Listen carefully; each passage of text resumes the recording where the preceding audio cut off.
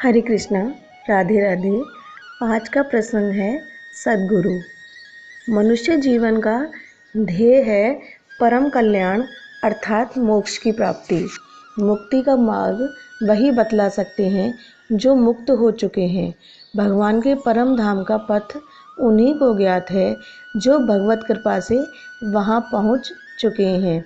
इसलिए मोक्ष या भगवत प्राप्ति के इच्छुक साधक जन तत्वज्ञानी भगवत प्राप्त महापुरुषों की खोज कर उनकी शरण लेते हैं और उनके बतलाए हुए मार्ग पर चलकर भगवान के धाम तक पहुंचने का यत्न करते हैं। ऐसे ही तत्वज्ञानी भगवत प्राप्त महात्मागण सद्गुरु कहलाते हैं। गुरु उसे कहते हैं जिससे मनुष्य किसी ऐसी नई बात को सीखे जिसे वह नहीं जानता। इसलिए मनुष्य सभी को गुरु मान सकता है। अवधूत ने इसी दृष्टि से 24 गुरु बनाए थे, परंतु सद्गुरु इन सारे गुरुओं से विलक्षण होता है। वह सत्य परमात्मा के पथ को जानता है। इसी से मनुष्य उस सद्गुरु को परम गुरु मानकर सब कुछ उसके चरणों पर न्यौछावर कर देता है, क्योंकि वह उस सद्गुरु से ऐसी चीज़ पाता है जिसके सामने संसार की सभी चीज़ें, सभी स्थितियाँ बहुत ही कम कीमत की और अत्यंत तुच्छ हैं। सद्गुरु ही गोविंद को मिलाता है। सद्गुरु ही शिष्य के दुखों को अशेष हरण करता है। इसलिए शिष्य की दृष्टि में सद्गुरु ईश्वर से बढ़कर सेव्य है। इसी से शास्त्रों और संतों ने सद्गुरु की अपार महिमा गाई है और गुरु शरणागति के बिना भगवान की प्राप्ति को अति दुर्लभ, असंभव कहा है। बात भी बिल्कुल ठीक है। अनुभवी मार्ग प्रदर्शक गुरु ही शिष्य को माया के दुर्गम पथ से पार कर लक्ष्य स्थान पर ले जाने में समर्थ है। ऐसे समर्थ गुरु की जितनी ही पूजा हो, जितना सम्मान हो, जितनी भक्ति की जाए, उतनी ही थोड़ी है, क्योंकि ऐसे गुरु का बदला तो कभी चुकाया ही नहीं जा सकता। ऐसे गुरु का द्रोही नरकगामी न हो तो दूसरा कौन होगा, और ऐसे सद्गुरु की शरण न लेने वाले से बढ़कर मूर्ख और मंदभागी भी और कौन होगा। तत्वज्ञानी गुरु के बिना परमात्मा का तत्व कौन बतलावे।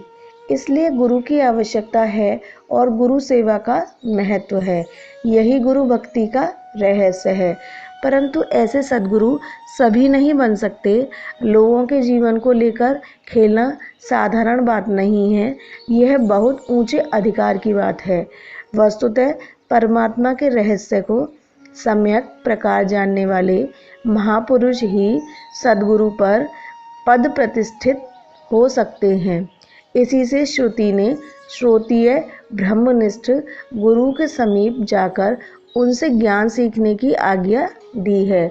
जो स्वयं अंधा है वह दूसरे अंधे को मार्ग कैसे दिखला सकता है। वह तो खुद गड्ढे में गिरेगा और जिन्होंने अपनी लाठी उसे पकड़ा रखी है उनको भी गिरावेगा। आज भारतवर्ष में यही हो रहा है। भोग विलास में लगे हुए लोग, इंद्रिय विषयों में आसक्त मनुष्य परमार्थ पथ के प्रदर्शक गुरु बन गए हैं। इसका परिणाम घोर नरकाग्नि में आहुति पड़ने और उसके अधिकाधिक प्रज्वलित होने के अतिरिक्त और क्या हो सकता है। निष्काम कर्म, भक्ति और ज्ञान, ये तीन ही भगवत प्राप्ति के प्रधान मार्ग हैं। योग तीनों में साथ है। इसी से ये कर्मयोग, भक्ति योग और ज्ञान योग कहलाते हैं। भक्ति को भगवत कर्म में सम्मिलित करने पर कर्मयोग और ज्ञान योग, ये ही दो निष्ठाएं रह जाती हैं। इन मार्गों से चलकर परमात्मा का साक्षात्कार किए हुए पुरुष यथार्थ कर्मयोगी, भक्त और ज्ञानी हैं। इसी प्रकार के तरे हुए महापुरुष संसार सागर में गोता खाते हुए जीवों को तारने में समर्थ होते हैं। जब तक विषयों में राग रहता है तब तक मनुष्य वस्तुतः ना तो निष्काम कर्म का आचरण कर सकता है, न भक्त हो सकता है और न ज्ञान मार्ग पर ही चल सकता है। राग या आसक्ति से ही कामना उत्पन्न होती है। कामना वाला मनुष्य निष्काम नहीं हो सकता। विषयों का प्रेमी या विषयासक्त मनुष्य ईश्वर में अनन्य प्रेम कभी नहीं कर सकता। इसी प्रकार विषयासक्त पुरुष अद्वैत परमात्म तत्व का साक्षात्कार नहीं कर सकता। तीनों ही मार्गों के लिए सबसे पहले विषय वैराग्य की अत्यंत आवश्यकता है। वैराग्य की भित्ति पर ही निष्काम कर्म, भक्ति और ज्ञान की सुंदर सुदृढ़ इमारत खड़ी हो सकती है। दिखलाने के लिए किए जाने वाले विषय वैराग्यहीन कर्मयोग, भक्ति और ज्ञान से तो प्राय पतन ही होता है। वैराग्य ही परमार्थ साधन का प्राण है। स्वरूप से विषयों को छोड़कर कठिन संयम और नियमों का पालन करते हुए भी मनुष्य जब विषयों में के वश में हो जाता है, बड़े बड़े साधु महात्माओं का भी जब कामनी कंचन से और मान बढ़ाई से सर्वथा पिंड छुटाने में बड़ी बड़ी कठिनाइयों का सामना करना पड़ता है, तब उन लोगों के पतन होने में क्या आश्चर्य है जो रात दिन भोगों में रचे पचे रहते हैं, धन कमाते हैं, संचय करते हैं, भेंट लेते हैं, परिवार के झमेलों में बुरी तरह उलझे रहते हैं, राजाओं का सा ठाट बाट रखते हैं, माल मलीदा खाते हैं, इत्र फुलेल लगाते हैं, गहनों कपड़ों से दिन रात शरीर सजाने में लगे रहते हैं, नाटक सिनेमा देखते हैं, वैश्याओं के नाच मुजरे सुनते हैं, श्रृंगार के ग्रंथ और गंदे उपन्यास पढ़ते हैं, राजसी ठाट से कश्मीर और नैनीताल का सफ़र करते हैं, स्वयं भगवान बनकर सेवक सेविकाओं से पैर पुजवाते हैं, खुशामदियों से घिरे रहते हैं और अभिमान के नशे में चूर रहते हैं। परमात्मा को प्राप्त करने की आशा से ऐसा मोहजाल समावृत, विलास विभ्रमरत, अनेक चित्र विभ्रांत, स्वेच्छाधारी, कामभोग परायण लोगों को गुरु मानना या गुरु बनाना और श्री गोविंद को छोड़कर गोविंद की प्राप्ति के लिए इनकी पूजा करना वस्तुतः मोह ही है। ऐसे लोगों से परमार्थ की आशा ही क्यों की जा सकती है, जो भगवान नाम पर भोगों की सेवा में लगे हुए हैं, जिनके हृदय नंद नंदन की जगह धन और पार्थिव रूप बसा हुआ है। वे माया मोहित प्राणी लोगों को माया से मुक्त कैसे कर सकते हैं।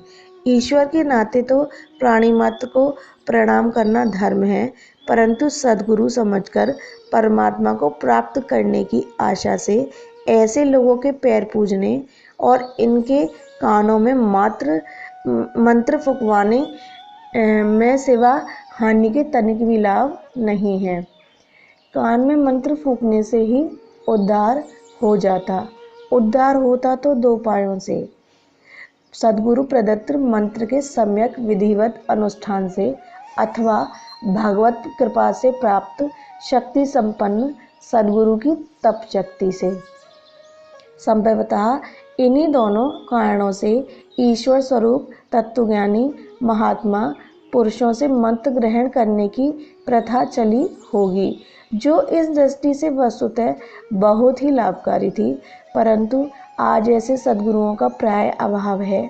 आज गली गली में डोलने वाले लाखों गुरुओं में बहुत ही थोड़े ऐसे सच्चे सद्गुरु होंगे।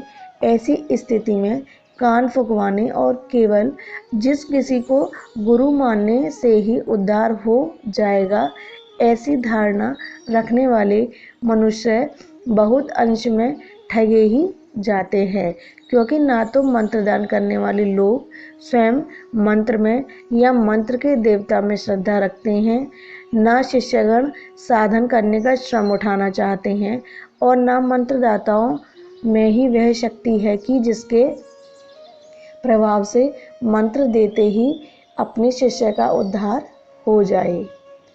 एक बात से तो बहुत ही सावधान रहना चाहिए। हिंदू स्त्रियों के लिए पुरुष जाति में 2 ही ऐसे गुरु हो सकते हैं जिनके चरण स्पर्श करने का उन्हें अधिकार है, एक विवाहित पति और दूसरे समस्त विश्व के पति, ईश्वरों के भी ईश्वर परमेश्वर। इन दो को छोड़कर वे सन्मार्ग की शिक्षा तो किसी भी योग्यतम, चरित्रवान, वैराग्य संपन्न पुरुष से ले सकती हैं, परंतु किसी के चरण स्पर्श करने या किसी से कान में मंत्र फुकवाने की उन्हें आवश्यकता नहीं है, चाहे कोई वास्तविक महात्मा या महापुरुष ही क्यों न हो। चरण स्पर्श करने या मंत्र ग्रहण करने से बढ़कर लाभ सच्चे महापुरुष की शास्त्र सम्मत निर्दोष आज्ञा के पालन से ही हो जाएगा, इसमें किंचित भी संदेह नहीं है।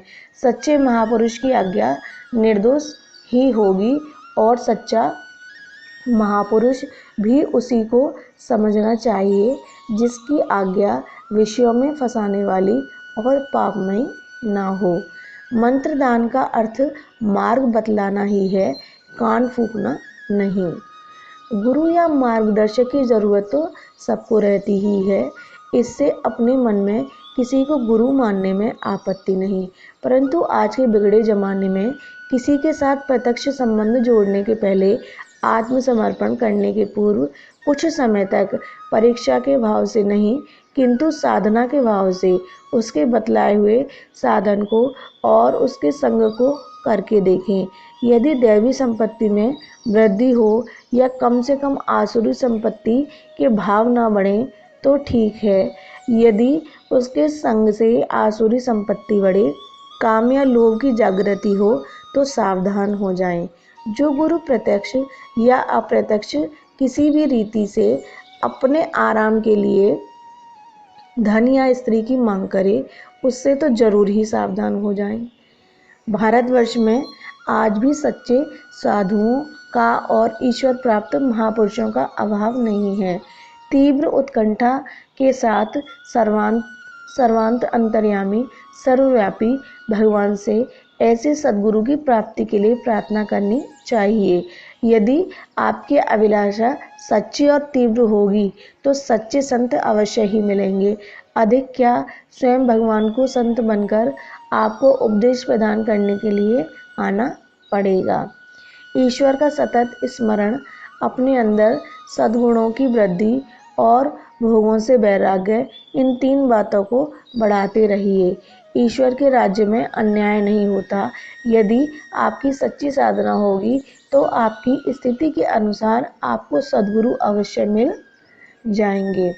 गुरु में भक्ति और श्रद्धा अवश्य करनी चाहिए। जो गुरु का भक्त नहीं होगा वह भगवान का भक्त कैसे होगा। परंतु इस गुरु भक्ति का आरंभ गुरुजनों की माता पिता की भक्ति से करना चाहिए। जो माता पिता को नहीं मानता वह गुरु और भगवान को सहज में नहीं मानेगा। प्रहलाद का उदाहरण देकर माता पिता की आज्ञा न मानने का समर्थन करना सहज है, परंतु प्रहलाद बनना बड़ा ही कठिन है। प्रहलाद या भरत के लिए माता पिता की आज्ञा का उल्लंघन करना धर्म था, परंतु विषयानुरागी, स्वार्थी, जिद्दी, लोभी और क्रोधी मनुष्य का वैसा करने जाना पतन के स्रोत में ही बहना है। जो मनुष्य सदाचारी है, दैवी संपदा को बढ़ाने में सदैव ही तत्पर है, माता पिता गुरुजनों का आज्ञाकारी है, सदा सत्य बोलता है, क्रोध नहीं करता है, ब्रह्मचर्य का पालन करता है, संयमी है, तपस्वी है, स्वधर्मपरायण है, दुखी दीन प्राणियों की सेवा में तन मन धन से लगा रहता है, दया और प्रेम से जिसका हृदय छलकता है, जो दूसरों की भलाई के लिए स्वार्थ का त्याग प्रसन्नता से करता है, परमार्थ में ही स्वार्थ समझता है, पराई स्त्रियों को माता समझता है, भोग विषयों से अनासक्त है और 8 पहर यथासाध्य भगवान का स्मरण करता है तथा प्राणी मात्र से परमात्मा को देखकर सबका सम्मान करता है, वही पुरुष यथार्थ आत्मोन्नति कर रहा है। ऐसे पुरुष का संग सदा ही मंगलकारक है। चाहे वह मुक्त न हो, ऐसे पुरुषों को गुरु मानने में या उसे सत शिक्षा और सत परामर्श लेने में सदा ही लाभ है। वह मुक्त होगा तो मुक्ति धाम तक पहुंचा देगा, अन्यथा जहां तक पहुंचा है वहां तक तो आगे बढ़ाकर ले ही जाएगा। जय जय श्री राधे।